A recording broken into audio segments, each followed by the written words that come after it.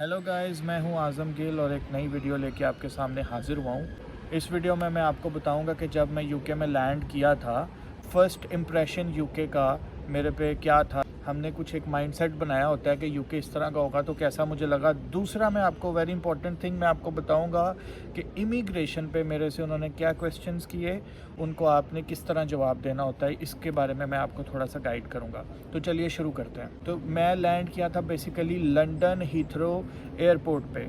मैं जब वहाँ से बाहर निकला तो एकदम ऑब्वियसली सर्दी थी। पाकिस्तान में बरसात का जो महीना होता है वहाँ पे काफ़ी नमी और काफ़ी गर्मी होती है। एसी हम फुल 16 पे भी चलाएं तो हमें सर्दी नहीं लगती, जो कि इधर उतर के थोड़ी सी मुझे खुनकी सी फील हुई थी।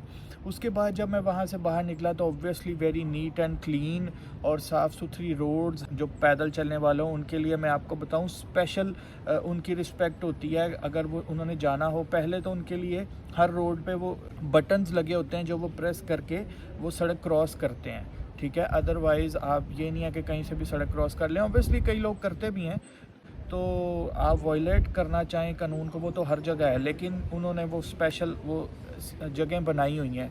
उसके अलावा मैं आपको बताऊं, जो पैदल चलने वाले हैं उनकी ज़्यादा रिस्पेक्ट है बनिस्बत के गाड़ी पे चलने वालों से। ये ऑपोजिट है पाकिस्तान में। और मज़े की बात मैं आपको बताऊं, यहाँ पे सूरज जो है वो 8:30-9 बजे तक, गर्मियों का तो मैं आपको बता रहा हूँ, तब जाके सूरज गुरूब होता है, ठीक है। आपको अच्छी खासी रोशनी 7-7:30 बजे भी आपको अच्छी खासी बाहर रोशनी मिलेगी। और फिर मैं रोड्स पे निकला। और हाँ, जब मैं मोटरवे पे गया क्योंकि मैंने लंदन से लूटन जाना था, तो वहाँ पे मैंने जो चीज़ नोटिस की, जो बिल्डिंग्स थी वो बहुत खूबसूरत थी ऑब्वियसली, लेकिन जो रोड्स थी, मैं आपको बताऊँ लाहौर की जो रोड्स हैं वो इससे कम नहीं है। सीरियसली मैं आपको बता रहा हूँ, अगर आप मोटरवे पे चले जाएं, ठीक है, जैसे आप इस्लामाबाद जाते हैं, या आप लाहौर रिंग रोड पे चले जाएं, या DHA डिफेंस के जो इलाके हैं, बहरिया टाउन, कैंट, पोश इलाके पाकिस्तान लाहौर के, तो वो लंदन से कम नहीं है। हाँ, लेकिन जो बिल्डिंग्स हैं इधर वो बहुत अच्छी हैं। और सबसे इम्पोर्टेंट बात कि सारे लोग अपनी लेन की पाबंदी करते हैं। ये लाहौर में बिल्कुल देखने को नहीं मिलता। और ऑब्वियसली इधर लाइट नहीं जाती और काफ़ी खैर चीज़ें। अच्छा चलें जी, चलते हैं अपने main topic which is very important topic, कि इमिग्रेशन वालों ने मेरे से क्या क्वेश्चंस किए। तो मैं फैमिली के साथ आया था, मैं, मेरी वाइफ और मेरा छोटा बेटा। जब हम लैंड किए तो उसके बाद मैं एक्सपेक्ट कर रहा था हम सब एक ही जगह पे जाएंगे, लेकिन वहाँ पे दो रास्ते थे, एक राइट और एक लेफ़्ट। जी हाँ, तो जो लेफ़्ट पे थे वो सारे जो वेस्टर्न कंट्रीज़ के जिनके पास पासपोर्ट्स थे, जो सिटीज़नशिप्स रखते हैं, like Australia, New Zealand, Canada, America, UK and all these European countries जो यूरोपियन यूनियन में आती हैं, शेंजन में, वो उस साइड पे जा रहे थे, उनसे कोई क्वेश्चंस नहीं हो रहे थे। और दूसरी साइड पे थे हम जैसे लोग। तो जाहिर बात है, जितनी को हमारे पासपोर्ट की इज़्ज़त है वो हमें वहाँ पे पूरी तरह से उन्होंने हमें इज़्ज़त दी। और हम सब उधर लाइन में लगे हुए थे। मेरा बेटा तंग कर रहा था ऑब्वियसली, हम इतनी लंबी हेक्टिक फ़्लाइट में आए थे और 12-13 घंटे का सफ़र करके, और हमें रेस्ट चाहिए थी, लेकिन हमें फिर वहाँ पे 1.5 घंटा लाइन में खड़ा होना पड़ा। अब 1.5 घंटा क्रॉस करने के बाद वहाँ पे जब मैं पहुँचा तो मैं देख रहा था मेरे आगे क्या क्वेश्चंस कर रहे हैं काउंटर पे, और स्पेशली उनसे करते थे जिनको इंग्लिश नहीं आती या वो अटक रहे थे। एनी हाउ, जब हम वहाँ पे पहुँचे तो फिर उसने मेरे से फर्स्ट क्वेश्चन जो किया वो मैं आपको बताता हूँ। उसने मुझे कहा, गिव मी योर पासपोर्ट्स। मैंने उसको 3 पासपोर्ट पकड़ाए, मेरी वाइफ के और मेरे बेटे के। उसने वो पासपोर्ट्स देखे और उसने कहा, where are you coming from now.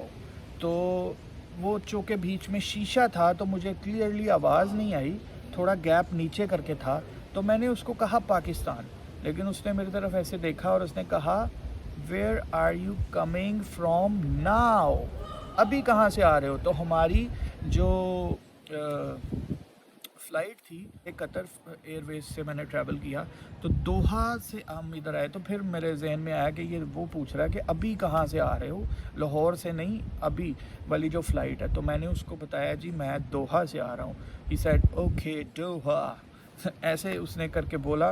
उसने मेरा पासपोर्ट खोला, उसने देखा कि वीज़ा स्टैम्प हुआ है, जो स्टिकर लगा हुआ है। तो उसने मुझे कहा कि तुम एज अ स्टूडेंट आए हो, तो साथ जो वाइफ है वो तुम्हारी जॉब करती है, वो जॉब करेगी। तो मैंने उसे कहा कि हाँ, पार्ट टाइम जॉब अगर मिल गई तो वो करेगी, क्योंकि बच्चे को भी देखना है।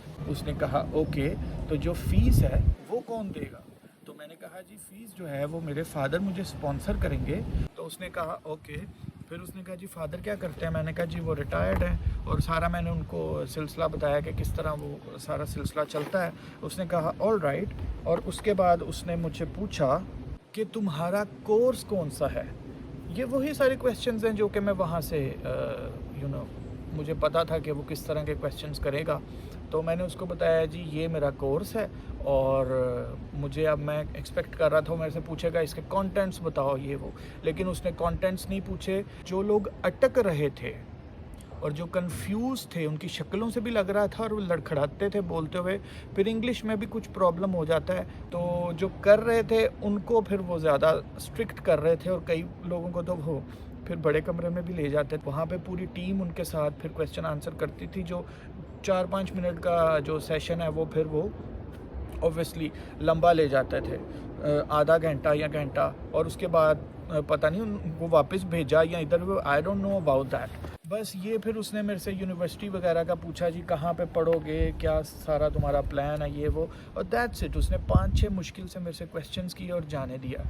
पता है क्या है, मैं आपको बताऊँ, एक तो जब हमारे पास सारे डॉक्यूमेंट्स पूरे हैं, पैसे दे के इधर आए हैं, तो हमें डरने की क्या ज़रूरत। सो बी कॉन्फिडेंट। उस टाइम पे जो लोग कंफ्यूज हो जाते हैं ना, उनको वो तंग करते हैं।